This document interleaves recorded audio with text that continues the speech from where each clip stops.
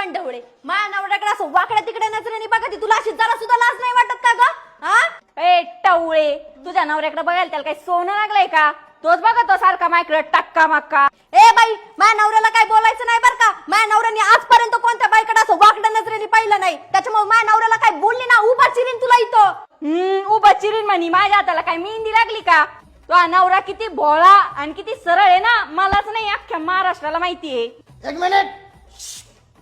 अरे सुरेखा शहाणी झाली का तू? ओ बोलतोय ना मी. आय एम टॉकिंग नाव. काय ग माझ्या बायकोला घालून पाडून बोलते का तू? इकडे. अगं सुरेखा कशाला मॅटर वाढवते? संध्याकाळी 7 वाजता टेरेसवर ये. तुला आहे ना लय भारी गिफ्ट आणलेले. गिफ्ट घेऊन विषय मिटून टाक ना. आपलं टिकवायचं का नाही आपल्याला? तुम्ही म्हणतात ना म्हणून सोडून दे तिला नाही तर पाहिलंच ती तिच्याकडं. काय म्हणली का होई? अगं मी तुला सांगत होतो मी माझ्या पत्नीला सोडून कोणाकडे बघतच नाही. माझ्या बायको म्हणजे माझा हार्ट आहे, माझा प्रिन्सेस आहे.